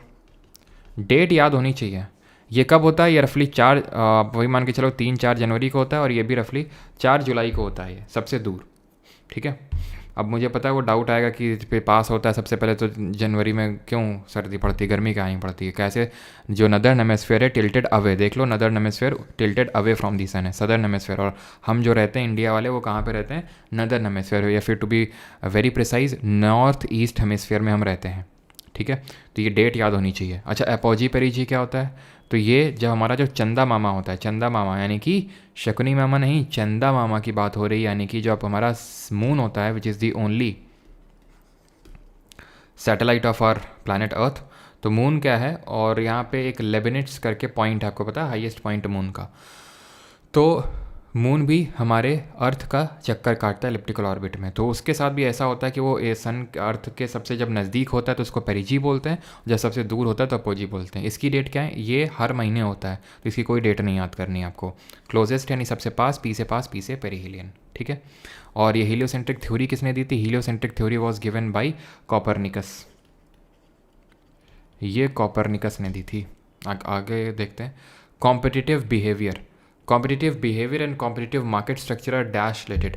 प्रतिस्पर्धी व्यवहार और प्रतिस्पर्धी बाजार संरचना किससे संबंधित है, डायरेक्ट मतलब कैसे रिलेटेड है आपस में, डायरेक्ट, इनवर्स, प्रोपोर्शनेटली या फिर नॉट।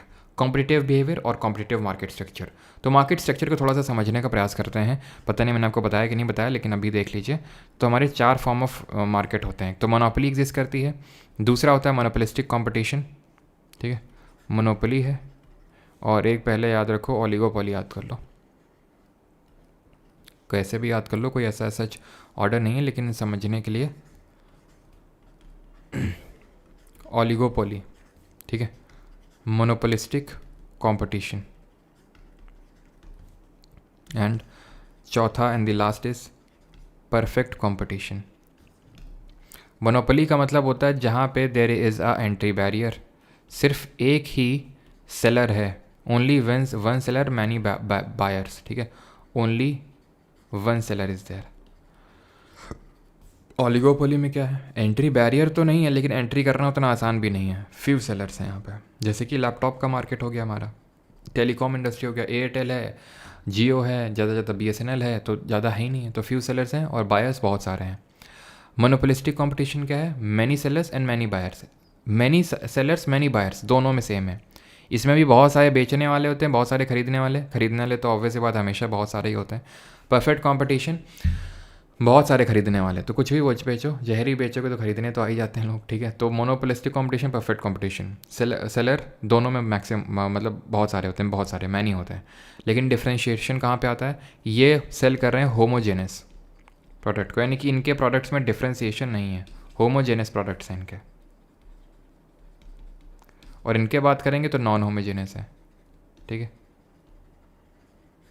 नॉन होमोजीनस है इनके जो प्रोडक्ट्स होते हैं। मोनोपोलिस्टिक कंपटीशन की जब हम बात करते हैं तो यानी कि इनके प्रोडक्ट्स में कुछ ना कुछ डिफ्रेंसिएशन होता है, जिसके थ्रू ये मोनोपोलिस्टिक कंपटीशन यानी कि मोनोपोली स्थापित करने के लिए कंपटीशन कर रहे हैं। यहाँ पे क्या परफेक्ट कंपटीशन है, जैसे कि हमारा एग्रीकल्चर हो गया, जो एग्रीकल्चर के प्रोडक्ट्स हो गए जैसे गेहूँ चावल, तो इसमें सबके पास सेम तरह के गेहूँ चावल है, तो इसमें सच कोई जैसे, या फिर आप सब्जी लेने जाते हैं तो वहाँ पे परफेक्ट कंपटीशन होता है, जो हमारे जो रेडी लगाते हैं, ठीक है, तो ये चीज़ आपको पता होनी चाहिए। तो कंपटीशन बिहेवियर और competitive market structure inverse related होते हैं, मतलब कॉम्पिटिटिव अगर मार्केट स्ट्रक्चर होगा तो कॉम्पिटिटिव बिहेवियर कम होगा। कैसे, जैसे कि जो रेडी वाले हैं, ठीक है, कॉम्पिटिटिव मार्केट स्ट्रक्चर है, सब compete कर रहे हैं आपस में, तो कॉम्पिटिटिव बिहेवियर कम होगा। उदाहरण के तौर पे कोल्ड ड्रिंक के तुम्हारे पास कितने ऑप्शंस हैं, बहुत लिमिटेड ऑप्शन है। अब ये मत बोलना ये कि ये मतलब जैसे पेप्सी ब्रांड है, कोका कोला ब्रांड है, तो इनके अंडर में काफ़ी सारे आते हैं, और पेप्सी और कोका कोला ही जाने कितने, फेंटा वेंटा मुझे तो ज़्यादा पता नहीं है, फेंटा और ये जो स्प्राइट जितने भी आते हैं, तो इनमें से काफ़ी तो होते हैं, जैसे एक पेप्सी के अंडर में आते होंगे, काफ़ी कोका कोला के अंडर में आते होंगे ना, जैसे आई थिंक फ्रूटी वगैरह ये पेप्सी में आते हैं, ठीक है। तो पेप्सी है ब्रांड और कोका कोला है, इसके अलावा क्या बहुत ज़्यादा ब्रांड हैं क्या, होंगे मार्केट में। अभी तो जैसे कैंपा, ये टाटा आ गया है, मतलब रिलायंस वाले आ गए हैं, लेकिन पेप्सी और कोका कोला ही है मार्केट में। तो कॉम्पिटिटिव मार्केट स्ट्रक्चर है क्या ना? क्यों? क्योंकि 2 ही 3 प्लेयर हैं, यानी कि एक तरह से हम बोल सकते हैं मोनोपोली या फिर ओलिगोपोली टाइप है यहाँ पे, है ना, ओलिगोपोली टाइप है। तो कॉम्पिटिटिव बिहेवियर कैसा होगा? भयंकर होगा। देखो कैसे पेप्सी और कोका कोला लड़े जाते हैं। एक बार तो पता है क्या हुआ, जैसे ये लोग मतलब एक बार पेप्सी ने क्या किया, कोका कोला वालों के जो भी मतलब होते हैं वो सब मतलब जैसे दुकान वगैरह में बिकते हैं तो वो सब खुद खरीद लिए और ख़रीद के उनको डंप कर दिया, फेंकवा दिया और अपने जो है मार्केट में उतार दिया कि कस्टमर के पास जब लेगा पहुंचेगा ही नहीं तो कस्टमर मांगेगा ही नहीं। और फिर दुकान वाले भी बोलेंगे कि हमारे पास भाई कोका कोला तो है ही नहीं, पेप्सी ले जाओ। ठीक है, तो लोग पेप्सी प्रेफर करने लगेंगे, धीरे धीरे आदत पड़ जाएगी तो पेप्सी पीने लगेंगे। तो इस तरह की मतलब भयंकर कंपटीशन रहता है, तो यानी इन्वर्सली आपस में रिलेटेड है। क्लियर है? आगे बढ़ते हैं। इन असिम्पोर्ट तो मोनोपोली जैसे कि इंडिया में रेलवे हो गया, तो अभी तो ठीक है प्राइवेटाइजेशन स्टार्ट हो गया, लेकिन काफ़ी हद तक गवर्नमेंट ऑफ इंडिया की मोनोपोली है। और याद करिए आर्टिकल नंबर 19 में हमने 6 तरह के राइट पढ़े हैं सामरो करके। तो आखिरी वाला जो है जी वाला 6th वाला, उसमें है कि आप कोई भी ऑक्यूपेशन या प्रोफेशन कर सकते हैं, लेकिन गवर्नमेंट ऑफ इंडिया कुछ प्रोफेशन से आपको वंचित कर सकती है, उसमें अपनी मोनोपोली स्थापित कर सकती है और उसके लिए उसको कारण बताने की ज़रूरत नहीं होती।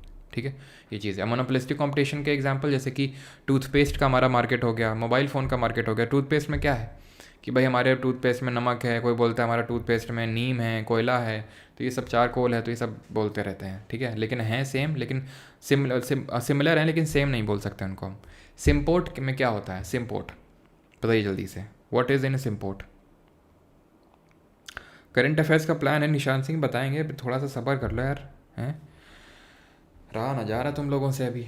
सिम्पोर्ट देखो, सेल में क्या होता है, सेल में हमारे इस तरह से क्या होता है कि ये प्रोटीन होते हैं, उनको क्या बोलते हैं,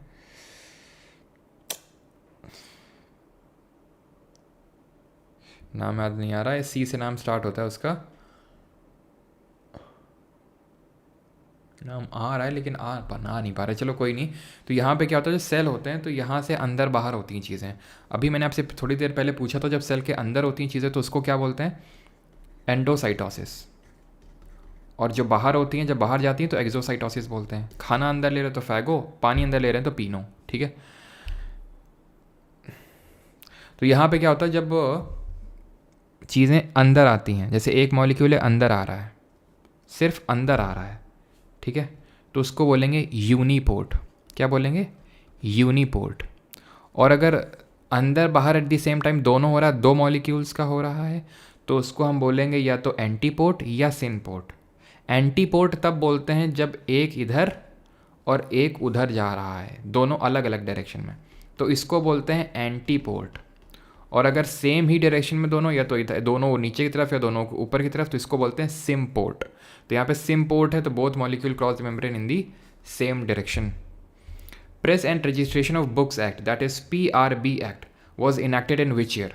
प्रेस एवं पुस्तक पंजीकरण कब अधिनियम वर्ष लागू हुआ था? तो ये लागू हुआ था 1867 में। ध्यान रखना, press and registration of books, ठीक है, 1867 में। Who is known as, which governor general is known as liberator of Indian press? Liberator किसको बोलते हैं? बाकी रिपन मत लिख देना, रिपन ने ठीक है वर्नाकुलर प्रेस एक्ट को रिपील किया था 1882 में, बट लिबरेटर के नाम से जानते हैं मेटकैफ को, क्योंकि इसने एक जो ऑर्डिनेंस आया था 1823 में उसको रिप्लेस कर दिया था मेटकैफ ने। ठीक है, इसको इसलिए लिबरेटर इसी को बोलते हैं। क्लियर? अगला क्वेश्चन है, संगीत Shankar was awarded Sangeet Natak Akademi award 2021 for a contribution playing which musical instrument? Sangeet Shankar, flute Hariprasad Chaurasia. ठीक है, किसकी दुकान पे? चौरसिया जी की पान की दुकान है, तो पन्ना लाल घोष हम लोगों ने याद किए थे। एन रामणी ये नाम याद रखना फ्लूट से ही। किस तरह का वाद्य यंत्र है ये भी बता देना जरा। एन रामणी हो गए, ठीक है, और रोनू मजूमदार हो गए, ठीक है। सुशिर वाद्य यंत्र है ये।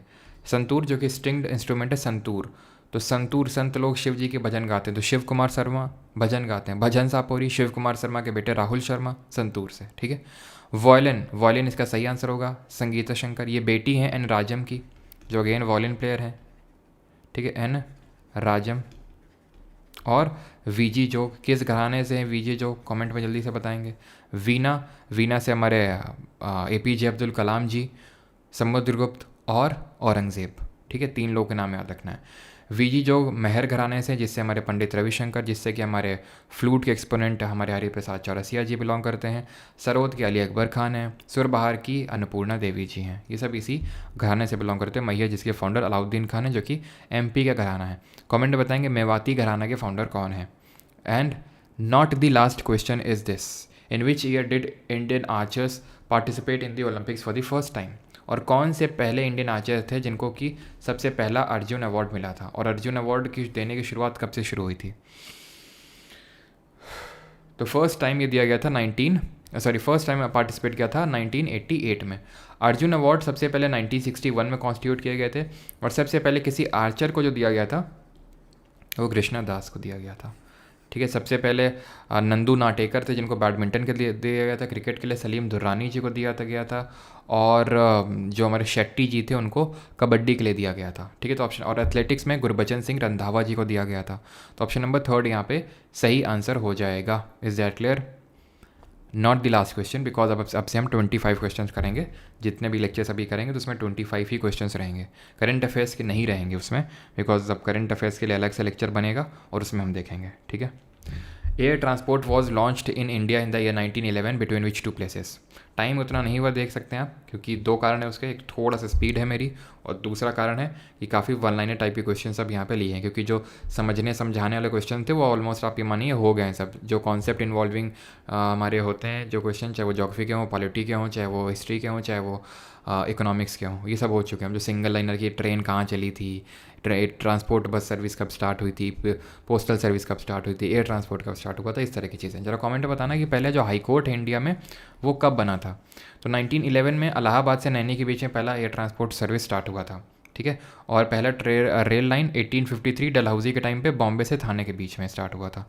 हाई कोर्ट की अगर बात करें तो 1862 में कैलकाटा में इस्टेब्लिश हुआ था, और 1862 में ही बाद में लेटर पार्ट ऑफ 1862 में बॉम्बे और मद्रास में सेटअप हुआ था, लेकिन सबसे पहले अगर बात करेंगे तो वो कैलकाटा में इस्टेब्लिश हुआ था। 22 व्हीटस्टोन जो ब्रिज होता है is an arrangement of how many resistors used for accurate measurement of resistance. कितने रेजिस्टर्स को मेजर किया जाता है? 3, 6, 4 या फिर 5 या फिर 4। तो ये होता है एक व्हीटस्टोन ब्रिज। ये तो बैलेंस्ड है, यानी कि सारी जगह आपको सेम नंबर ऑफ रेजिस्टर्स देखने को मिल रहे हैं चारों तरफ। तो ये एक हमारा होगा 4। इसमें ऑप्शन नंबर 4 सही आंसर होगा। अब रेजिस्टर्स से जरा मुझे कमेंट में बताइए कि हम लोगों ने ओम्स लॉ देखा था ना, साइमन ओम्स जी ने ओम्स लॉ दिया था, जहाँ पे उन्होंने ये बोला था कि किस तरह से जो पोटेंशियल डिफरेंस है is directly proportional to the current flowing, और जब इसको हम हटाते हैं तो एक कांस्टेंट आ जाता है, दैट इज़ आपका रेजिस्टेंस। ये पर्टिकुलर लॉ इन्होंने कब दिया था? रेजिस्टेंस की एसआई यूनिट क्या होती है, स्पेसिफिक रेजिस्टेंस की एसआई यूनिट क्या होती है, और रेजिस्टेंस किन किन फैक्टर्स पे डिपेंड करता है। तो ये जो लॉ दिया गया था 1827 1820 में, वो याद करो, हंस Christian Oersted magnetic effect of electric current. इसकी यूनिट होती है ओम, इसकी यूनिट होती है ओम मीटर, और जो रेजिस्टेंस है वो डिपेंड करता है, डायरेक्टली प्रोपोर्शनल होता है लेंथ के, और इन्वर्सली प्रोपोर्शनल होता है एरिया क्रॉस सेक्शन के। जब इसी हम डायरेक्ट प्रोपोर्शनैलिटी को हटाते हैं तो रो आता है। इसी को स्पेसिफिक रेजिस्टेंस या फिर रेजिस्टिविटी के नाम से जानते हैं। रेजिस्टेंस का जो उल्टा होता है वो कंडक्टेंस होता है। कंडक्टेंस का ऐसा यूनिट क्या होता है, जरा कमेंट में आप बताएंगे, जो कि एस से स्टार्ट होता है। ओम इनवर्स तो होता ही है, मो भी होता है, लेकिन वो शायद ही आपसे पूछे, आपसे सीमेंस ऑप्शन में पूछने के चांसेस हैं। ठीक है, सीमेन नहीं, वो सीमेंस है। ऑप्शन नंबर 4 यहाँ पे सही आंसर हो जाएगा। बाकी हमें पता है कि जब रेजिस्टर्स सीरीज़ में कनेक्टेड होते हैं तो क्या हो जाता है, इफेक्टिव रेजिस्टेंस, उनको सीधा सीधा जोड़ देना होता है, R1 + R2 + R3 and so on, जितने भी रेजिस्टर्स आपके सीरीज़ में लगे हुए हैं। एंड अगर पैरेलल में लगे हुए हैं, इस तरह से पैरेलल में लगे हुए हैं, तो हम क्या करते हैं, इफेक्टिव या फिर इक्विवेलेंट रेजिस्टेंस इस तरह से निकालते हैं, 1/R equivalent = 1/R1 + 1/R2 and so on. हमें ये चीज़ ध्यान रखना होता है कि जब सीरीज़ में कनेक्टेड होता है, सीरीज़ में जैसे ऊपर कनेक्टेड है ये, तो सीरीज़ कैसे पता चलता है कि सीरीज़ में कनेक्टेड है, क्योंकि उसमें जो करंट होता है हर रजिस्टर में सेम करंट पहुंचता है। यहाँ पे क्या सेम होता है, यहाँ पे PD that is potential difference, यानी जो विभवांतर है वो सेम होता है। करंट की यूनिट एम्पियर होती है। मेजर किससे करते हैं, अमीटर से भी, गैल्वेनोमीटर से। गैल्वेनोमीटर क्या होता है, करंट के मैग्नीट्यूड के साथ साथ डायरेक्शन भी दे देता है। अमीटर क्या होता है, सिर्फ मैग्नीट्यूड देता है, लेकिन बड़े मैग्नीट्यूड का करंट भी ये माप देता है। ठीक है, पोटेंशियल डिफरेंस का यूनिट वोल्ट होता है, और हमें पता होना चाहिए Q = IT वाला फॉर्मूला। Q क्या है, चार्ज है। चार्ज का यूनिट क्या होता है, कूलॉम होता है, यानी कि जो करंट होता है इट इज़ Q/T, यानी कि कूलॉम्ब पर सेकंड भी हम बोलते हैं। एम्पियर तो हम, जो एम्पियर जिन्होंने करंट की खोज करी थी उनके लिए, उनको थोड़ा सा इज्जत देने के लिए हम एम्पियर यूज़ कर लेते हैं। वैसे कूलॉम्ब पर सेकंड भी करंट की यूनिट होती है। In which of the following languages did Amoghavarsha ने कविराज मार्ग किस लैंग्वेज में लिखी थी? अमोघवर्ष किस डायनेस्टी के रूलर थे? उसी डायनेस्टी के रूलर थे जिसके फाउंडर दंती दुर्ग थे। दंती दुर्ग ने चालुक्य डायनेस्टी के रूलर कीर्तिवर्मन को हराने के बाद हिरण्यगर्भ परफॉर्म किया था, ये चीज़ ध्यान रखना है। और उन्होंने कविराज मार्ग मतलब दंती दुर्ग की बात कर रहा हूँ। बाकी अमोघवर्ष ने लिखी थी कविराज मार्ग, पहली चीज़ तो ये ध्यान रखना है। कन्नड़ में लिखी थी। तमिल में क्या लिखा गया था वो हमने देखा था, तोलकापियम। संस्कृत में तो हमने काफ़ी सारे टेक्स्ट देखे हैं, जैसे अष्टाध्यायी की पणिनि देखी है, जयदेव की गीत गोविंद देखी है, ठीक है, हर्षचरित्र देखी है बाण भट्ट की, तो ये सब संस्कृत लैंग्वेज में लिखी गई हैं। एक दो और आप टेक्स्ट बता दीजिए कौन जो संस्कृत में लिखे गए हुए हैं। तेलुगु में अमुक्त मालेदा लिखी गई है। अमुक्त मालेदा किसने लिखी है? अमुक्त माल्यदा ये तेलुगु लैंग्वेज में लिखी गई है। संस्कृत में जाम्बवती कल्याणम लिखी थी किसने? KDR कृष्णदेव राय, और उन्होंने ही लिखा था इसको भी, जो कि एक क्या है, जो कि एक स्टेट क्राफ्ट है। स्टेट क्राफ्ट है। एक क्वेश्चन है आपके लिए, आगे तो मैं रखूँगा लेकिन शायद अगर भूल जाऊँ तो इसलिए मैं भी बोल देता हूँ। एंड दैट इज़ कमेंट में आपको बताना है कि जो उत्तरा मेरूर इंस्क्रिप्शन है वो किससे एसोसिएटेड है। उत्तरा मेरूर ये जो इंस्क्रिप्शन है ये किससे एसोसिएटेड है, किस एम्पायर से एसोसिएटेड है, ये आपको बताना है। ठीक है, तो दंती दुर्ग ये मैंने बता दिया आपको आई थिंक। ठीक है, तो राष्ट्रकूट डायनेस्टी के फाउंडर हैं। ठीक है, तो राष्ट्रकूट डायनेस्टी के फाउंडर थे ये। मालविकाग्निमित्र बिल्कुल बहुत अच्छी बात है, सुमित चौबे कालिदास ने लिखी थी वो। ठीक है, मालविकाग्निमित्र, अभिज्ञान शकुंतलम, कुमार शंभवम, मेघदूतम, ऋतु संहारा और अभिज्ञान शकुंतलम। ठीक है, which of the following pair of human disease and microorganism mode of transmission is correct? कौन सा सही है यहाँ पे? TB वायरस की वजह से होता है, गलत है। मोड तो चलो ठीक है, लेकिन पैथोजन ही गलत है ना इसमें। तो TB की अगर हम जब बात करते हैं तो ये होता है माइकोबैक्टीरियम, तो ये बैक्टीरिया की वजह से होता है, ना कि वायरस की वजह से। माइकोबैक्टीरियम ट्यूबरकुलोसिस, जो कि किसको अफेक्ट करता है? ये हमारे लंग्स को अफेक्ट करता है, वाइट प्लेग के नाम से जाना जाता है। और इसके लिए वैक्सीन कौन सी यूज़ करते हैं? BCG, बैसिलस कैलमेटे और Guérin. Chicken pox virus water and food. Chicken pox एक वायरल डिजीज़ है, यस, बट ये वाटर और फूड से नहीं फैलती है। तो जैसे मान लो तुमने टच कर लिया किसी को, जिसको है ना चिकन, छोटी माता जो होती हैं, तो वो टच कर लिया तो उसमें लिक्विड टाइप होता है, तो ठीक है, टच आता है तो हो जाता है फिर। तो सही आंसर क्या होगा यहाँ पे? ये भी गलत होगा, तो आंसर होगा नीदर 1 नॉर 2। जब अगर हम वायरल डिजीज़ की चलो बात कर लेते हैं, बिकॉज बैक्टीरियल डिजीज़ हम देख चुके हैं, तो वायरल डिजीज़ देख लेते हैं और एक कमेंट में आंसर बताएंगे। किन 3 साइंटिस्ट में से एक या 2 का ही बता दो, किसने बोला था कि जो भी हमारे लिविंग ऑर्गेनिज्म होते हैं उनका जेनेटिक मटेरियल DNA का बना होता है एक्सेप्ट वायरस? बताओ। मैक्लियोड हिंट है आपके लिए। चलो, तो यहाँ पे अगर हम बात करें किस तरह से याद करते हैं कि डॉक्टर जो मिश्रा हैं वो बेस्ट हैं। डॉक्टर मिश्रा जी बेस्ट हैं। और कहाँ से हैं वो MP से हैं, MP वाले हैं डॉक्टर मिश्रा। ठीक है, तो ये वायरल डिजीज़ को याद करने की हमारी ट्रिक है। और वायरस कैसा होता है हमारा? सेमी लिविंग टाइप का होता है। Varicella zoster, yes, varicella zoster. ठीक है, हाँ। तो अगर हम डॉक्टर मिश्रा, तो डॉक्टर से यहाँ पे है क्या? डेंगू। मैक्लियोड मैकार्टी सही है। ओ both W, smallpox, mumps, yes. चलो अभी देख लेते हैं सारे। ठीक है, मैक्लियोड मैकार्टी सही है आंसर। डेंगू होगा। और डेंगू किस पर्टिकुलर उससे मतलब काटने से फैलता है? मतलब इसका ट्रांसमीटर कौन सा मच्छर होता है? जो मच्छर चिकनगुनिया के लिए भी रिस्पॉन्सिबल होता है। M से मम्स, जिसको कि गलसुआ बोलते हैं। I से इन्फ्लुएंजा एक्यूट बीमारी है या फिर क्रॉनिक है? स्मॉल पॉक्स, इसकी वैक्सीन सबसे पहले किसने दी थी? H से हेपेटाइटिस। R से रेबीज, है ना? ठीक है, R से रेबीज। और A से यहाँ पे नोट कर लेते हैं। A से हो जाएगा आपका, A से कौन सा हो जाएगा? A से क्या हो जाएगा? चलो इसको स्किप करते हैं। B से हो जाएगा आपका बर्ड फ्लू। ठीक है, बर्ड फ्लू। E से हो जाएगा आपका बेस्ट MP वाले, E से एंसेफेलाइटिस, लेकिन ये पूछता नहीं उतना, तो एंसेफेलाइटिस हो गया वैसे। S से हो जाएगा आपका स्मॉल पॉक्स हो गया, तो यहाँ पे स्वाइन फ्लू होगा। T से क्या होगा? T से कुछ नहीं होगा। ठीक है, T कुछ नहीं इसमें। M से बात करें मम्स यानी कि गलसुआ। और P से पोलियो।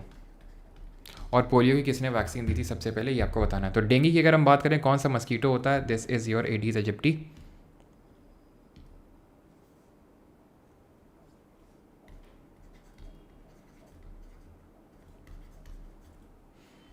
इबोला, इबोला भी हाँ लिख सकते हैं, इबोला भी उसी जो डेंगू को करता है ना वही करता है, ठीक है।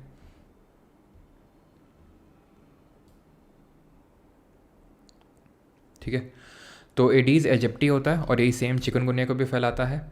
Then Aedes aegypti. और मलेरिया के लिए कौन सा होता है, वो होता है हमारा फीमेल एनोफिलीज़। ये होता है फीमेल एडीज़ एजिप्टी, वो होता है फीमेल एनोफिलीज़ मस्कीटो, ठीक है। और वो किस पैथोजन की वजह से होता है मलेरिया। स्मॉल पॉक्स की अगर बात करेंगे तो एडवर्ड जेनर, एडवर्ड जेनर। और यहाँ पर बात करेंगे तो जोनास सॉक। पोलियोमाइलिटिस करके ये वायरस होता है जो इसके लिए रिस्पॉन्सिबल होता है। और पैथोजन होता है मलेरिया में प्रोटोजोआ होता है वो, ठीक है। प्रोटोजोआ होता है, ना तो वायरस होता है ना तो फंगस होता है, वो प्रोटोजोआ होता है। और कौन सा होता है protozoa, plasmodium. And the last question of the day is this, who give the philosophy of द्वैतवाद। स्पेलिंग गलत है यहाँ पे, द्वैतवाद, DVAIT होगा। द्वैतवाद की फिलोसफी किसने दी थी। द्वैतवाद का मतलब होता है थ्योरी ऑफ डुअलिज्म। डुअलिज्म की थ्योरी किसने दी थी। तो आदि शंकराचार्य ने तो दिए थे नॉन डुअलिज्म की थ्योरी, यानी कि इसको हम बोलते हैं अद्वैत, अद्वैत या फिर अद्वैतवाद, नॉन डुअलिज्म। द्वैत के आगे अद्वैत, तो नॉन डुअलिज्म। रामानुजाचार्य की अगर बात करेंगे तो उन्होंने दिया था विशिष्ट अद्वैत, स्पेसिफिक या फिर स्पेशल डुअलिज्म, विशिष्ट अद्वैत। निम्बर्काचार्य इसका सही आंसर होगा, जिन्होंने द्वैतवाद की थ्योरी दी थी, जिसको डुअलिज्म बोलते हैं। फिर इसी को ही हम बोलते हैं भेदाभेद, भेदाभेद बोलते हैं इसी को। और माधवाचार्य ने दिया था द्वैत अद्वैत, ठीक है। एक सेकेंड, सॉरी द्वैतवाद है तो यहाँ पे आंसर माधवाचार्य ही होगा, ठीक है। द्वैतवाद आपका माधवाचार्य ने दिया था। जो निम्बर्काचार्य इन्होंने द्वैत अद्वैत दिया था। द्वैतवाद अगर पूछेगा तो माधवाचार्य, निम्बर्काचार्य ने जो दिया था दैट वाज द्वैत अद्वैत, जिसको कि हम बोलते हैं भेदाभेद, भेदाभेद। ये नहीं होगा भेदाभेद आपका, ठीक है, ये भेदाभेद नहीं होगा। ऐसे ही याद कर लीजिए, एक दो तो ऐसे याद हो जाएंगे, जैसे ए अद्वैत शुरू हो रहा है और ए से आदि शंकराचार्य शुरू हो रहा है, तो ए से अद्वैत शुरू हो रहा है और ए से आदि शंकराचार्य, तो आदि शंकराचार्य वाला तो आपको ऐसे ही याद हो जाएगा, ठीक है। और जैसे विशिष्ट अद्वैत है तो VR याद कर लो, VR, ठीक है, VR या फिर RV, इससे कुछ लेट करके याद कर लो। तो यहाँ पे हमारा लेक्चर होता है ख़त्म, 25 क्वेश्चन होते हैं ख़त्म। आपके लिए क्वेश्चन ऑफ द डे ये है, और करंट अफेयर का शॉर्ट जैसे होता है अब नहीं करेंगे, बिकॉज अब करंट अफेयर के अलग से लेक्चर आएंगे। A FIBA sanction game of basketball typically consist of, कितने का होता है। चलो मैं हिंट देता हूँ यहाँ पे आपको, हिंट से ही आप इसको बताने की कोशिश करना। जब अभी रिकॉर्डेड में चला जाएगा तो स्कोर बताना, और आपने ये इस क्वेश्चन का आंसर बताना जब रिकॉर्डेड में लेक्चर जाएगा तब। तो ये उसमें उतने ही क्वार्टर होते हैं जितने हॉकी के मैच में होते हैं, लेकिन हॉकी के मैच में जितने मिनट का क्वार्टर होता है उतने मिनट का इसमें नहीं होता है, उससे कम का होता है। अब इससे बड़ी हिंट मैं आपको दे नहीं सकता हूँ, ठीक है। चलो, ये मैं पिछले लेक्चर में बताया थी मैंने आपको चीज़। तो बास्केटबॉल से ड्रिबलिंग एसोसिएटेड और पिवटिंग, दो टर्म आपको ध्यान में रखना है। और अगर बास्केटबॉल में जब हम बास्केट फेंक के मारते हैं तो वो अगर बिना नेट वेट को छुए जाती है तो उसको क्या बोलते हैं, ठीक है। यहाँ पर नोट्स अगर आपको चाहिए PYQ पार्ट 4 के, तो यहाँ से आप ले सकते हैं हिंदी में और इंग्लिश में। और एक चीज़ कि लेक्चर जो कल पढ़ा था और लेक्चर जो आ जाएगा या फिर जो आगे के लेक्चर आएंगे उनके नोट्स डाउनलोडेबल फॉर्म में नहीं होंगे फ़ोन में, ठीक है। वो डाउनलोडेबल फॉर्म में नहीं होंगे वो नोट्स, कुछ कारणों की वजह से। सारे नोट्स डाउनलोडेबल हैं, ठीक है, और लेकिन जो बाकी के होंगे वो डाउनलोडेबल फॉर्म में नहीं होंगे, आपको सिम पढ़ना होगा, ठीक है, फ़ोन में ही। तो यहाँ पे अगर हम बात करें तो PPT की PDF आपको मिल जाएगी परमार SSC की टेलीग्राम चैनल पे, और वहाँ से आप इसको डाउनलोड कर सकते हैं। बाकी नोट्स मैंने आपको बता दिया कहाँ से मिलेंगे, परमार अकेडमी ऐप से। ये क्वेरी नंबर है, ठीक है। और इसमें स्ट्रैटेजी वगैरह मत पूछना, बिकॉज ये मेरा नंबर नहीं है। स्ट्रैटेजी जो भी किसी का जो भी डाउट है तो कमेंट में लिख दिया करो, अब यूट्यूब के कमेंट सेक्शन में, मैं देख के। और जैसे कि मैंने बताया अभी थोड़ी देर में, इतना भी जल्दी नहीं, लेकिन हाँ कोशिश है 2-3 बजे तक आपको वीडियो देने की। लेकिन उसमें मत कि ये वीडियो आया क्यों नहीं, आया क्यों नहीं, टाइम मत में से वेस्ट करना अपने इस चक्कर में कि वीडियो आया क्यों नहीं, आया क्यों नहीं, ठीक है। आ जाएगा, ठीक है, 3 बजे नहीं तो 3:30 बजे, लेकिन आ जाएगा, उसमें टाइम वेस्ट मत करना। स्विश बोलते हैं, बिल्कुल सही है, स्विश बोलते हैं उसको। क्या चीज़ 24 मम्स 2 टाइम्स, अच्छा 2 बार है क्या मम्स, तो एक में इसको मीजल्स कर लो, खसरा कर लो इसको, मीज़ल्स कर लो, खसरा होगा, ठीक है, मीज़ल्स, ठीक। तो ये चीज़ है, तो वेस्ट मत करना टाइम। बाकी जितनी आपको चिंता है उससे ज़्यादा मुझे है चिंता आपको जीके सब्जेक्ट को लेके। आप बाकी सब्जेक्ट देखते रहिए, बाकी सब्जेक्ट आपके कैसे हैं, कैसे ठीक होंगे वो तो मुझे, वो तो नहीं भाई, टेटनस नहीं होगा शर्मा जी, ठीक है। तो वो मुझे नहीं पता आपके बाकी सब्जेक्ट्स कैसे हों, कैसे हैं, ठीक है।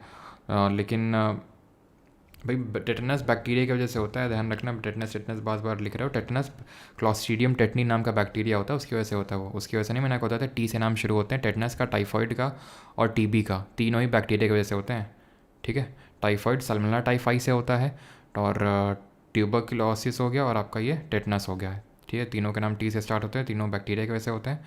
और एक चीज़ और कि ज़रा ये बताओ कि ये जो होता है क्या बोलते हैं, जो हेपेटाइटिस होता है, ये कौन से ऑर्गन को इफेक्ट करता है? हेपेटाइटिस, हेपेटाइटिस हमारा ए बी सी करके होता है, और इसके लिए अभी हेपेटाइटिस बी के लिए हमने सबसे पहले भारत में वैक्सीन बनी है, खुद की वैक्सीन बनाई हमने, हैवी श्योर। ये क्वेश्चन पूछ सकता है, करंट का है, और ये इफेक्ट करता है लिवर को, ठीक है, ये लिवर को इफेक्ट करता है, ध्यान रखना। और स्वाइन फ्लू क्या होता है हमारा? स्वाइन फ्लू होता है H1N1, सॉरी, हाँ H1N1 होता है। बर्ड फ्लू क्या होता है? H5N1 होता है, ये चीज़ ध्यान रखना है, ठीक है। और क्या चीज़, ठीक है। अच्छा एक चीज़ और याद रखना, वायरस की वजह से होता है सर्वाइकल कैंसर। न्यूज़ में था बहुत ज़्यादा, पिछले जो इंतरिम बजट प्रस्तुत किया था निर्मला सीतारमन जी ने, उसमें मेंशन किया था, और उसके अगले दिन ही, सॉरी उससे अगले दिन ही नहीं, उसी दिन ही कुछ ही घंटे में, आधे एक घंटे बाद पूनम पांडे ने पब्लिसिटी स्टंट किया था कि मेरी सर्विकल कैंसर से डेथ हो गई पूनम पांडे, किस तरह से फैला दिया था, है ना, आप लोगों को पता चला होगा। तो ये यही सर्वाइकल कैंसर है, जो सर्विक्स होता है फीमेल्स का रिप्रोडक्टिव जो पार्ट होता है, वहाँ पे देखने को मिलता है सर्विक्स। तो उसमें ये वायरस आ जाता है, ह्यूमन पैपिलोमा वायरस। तो ये पूछ सकता है आपसे, ह्यूमन पैपिलोमा वायरस, क्योंकि इसका जिक्र भी हुआ था ना, इसलिए भी पूछ सकता है आपसे ये।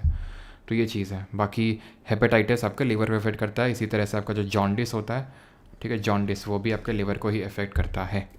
चलिए, तो यहाँ पे अगर बात करें तो वही सेम चीज़ है कि कोई बाकी सब्जेक्ट्स मुझे नहीं पता आप कैसे क्या करेंगे, वो आप देखिए जैसा है, लेकिन जीके का वो मैं आप देख लूँगा अपने साइड से, ठीक है, आपको टेंशन लेने की ज़रूरत नहीं है। मॉम का काम हो गया था कल, हाँ मम्मी का काम करवा दिया था मैंने कल, तुलसी रखवा दी थी, successfully relocated. Ads Rohit fitness, बिल्कुल एड्स हम कर भी चुके हैं ना, एड्स हम कर भी चुके हैं, एक्वायर्ड इम्यूनो डिफिशियंसी सिंड्रोम, जो कि HIV that is human immuno deficiency virus की वजह से होती है। और इसके लिए टेस्ट कौन सा होता है? हम एड्स डे कब सेलिब्रेट करते हैं, और ये ट्रांसमिट कैसे होता है? ब्लड ट्रांसफ्यूजन से, सेक्स से। तो सेक्शुअल डिजीज़ है, सेक्शुअल डिजीज़ बैक्टीरिया में एक बता दो कौन सी होती है। तो टेस्ट इसके लिए होता है एलिसा टेस्ट, ठीक है, एलिसा टेस्ट होता है। टाइफॉइड के लिए क्या होता है? टाइफॉइड के लिए कौन सा टेस्ट होता है? जो W से स्टार्ट होता है, और डे होता है 1 दिसंबर को। गोनोरहोइया ये होता है बैक्टीरियल, जो कि सेक्सुअली ट्रांसमिटेड होता है, सेक्सुअल पार्ट में बैक्टीरिया आ जाता है, और इसके लिए टाइफॉइड के लिए होता है विडाल टेस्ट। आज व्यूवर ज़्यादा नहीं है अमन कुमार बेटा, इसका मतलब तुम रोज़ आते ही नहीं हो, तुम रोज़ आते ही नहीं हो, तुम ही आज आए हो यहाँ पे पहली बार, हमें लग रहा है बड़े दिनों बाद, पहले दिन जब ख़त्म हुई तब से आए हो, है ना। रोज़ तो 2,500 तक रहते हैं, और आज तो अभी वो तो लेक्चर ख़त्म हो गया, नहीं तो आज तो आई थिंक 2.7 टाइप थे, है ना। तो तुम ही यहाँ पे नए हो जिस हिसाब से तुम्हारा कमेंट है। चलिए भाई, तो मिलते हैं अगले लेक्चर में। बाकी फोकस्ड रहें प्रिपरेशन पे, बहुत ज़्यादा फोकस्ड रहें, ठीक है। सेंस ऑफ अर्जेंसी रहें यहाँ पे, जब भी आपको स्ट्रेस फील हो डीप ब्रीथ करें, ठीक है, स्ट्रेस आपका रिलीज़ होगा। प्री में सोमनाथ वेटेज नहीं रहता, प्री में नहीं आता उतना आपका कंप्यूटर, मेंस के लिए रहता है, इसी वजह से अभी मैं कंप्यूटर नहीं स्टार्ट करवा रहा हूँ, वो जब प्रीलिम्स हो जाएगा तो वो स्टार्ट होगा आपका फिर। Any chance of CP result today? Saumya Chaudhary, पता नहीं यार, मैं फालतू के सट्टे नहीं मारना चाहूँगा, लेकिन पता नहीं है मुझे, है ना।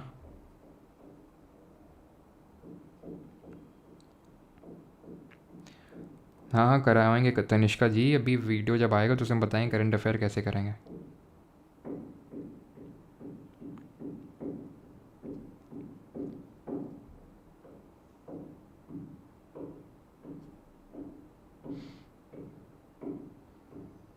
एरन, EREN, एरन जी, ये जो क्वेरी नंबर है ना, इस पे आप व्हाट्सएप करना, ठीक है। जो आपने ये बोला है अभी वो मैं रिपीट नहीं करूँगा जानबूझ के, ड्यू टू सर्टेन रीजंस। इस नंबर पे आप मैं व्हाट्सएप करना, ठीक है। वो जो आप बोल रहे हो आपको मिल जाएगा वहाँ पे, ठीक है। आपको दे दिया जाएगा इंडिविजुअली, ठीक है।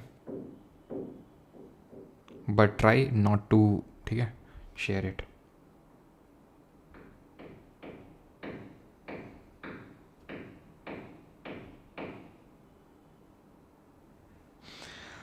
Thank you. और जितने भी डाउट्स हैं मैं देख रहा हूँ, बाकी अभी रिकॉर्डेड जाएगा लेक्चर तो आप कमेंट कर देना, मैं सबके डाउट्स देख लूँगा। और जो अपकमिंग वीडियो होगा उसमें सबके डाउट्स क्लियर हो जाएंगे।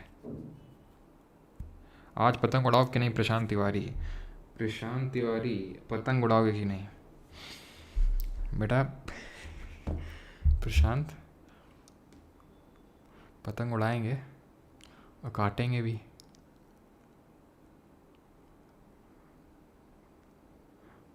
ठीक है। और भाई दूध रखा हुआ है तो सभी जो नाग नागिन हैं आके पी लेंगे। ठीक है, तुम लोगों ने आके पिया नहीं है, अभी खाली पड़ा है, मैं देख रहा हूँ सीसीटीवी कैमरे में। प्लीज़ आके उसको ख़त्म करिए जल्दी से। चलिए थैंक यू। ठीक है, अब उसमें लिख देना लेक्चर के अभी रिकॉर्डेड जाएगा तो कमेंट में लिख देना, मैं कैटर कर लूँगा डाउट्स। ठीक है, थैंक यू।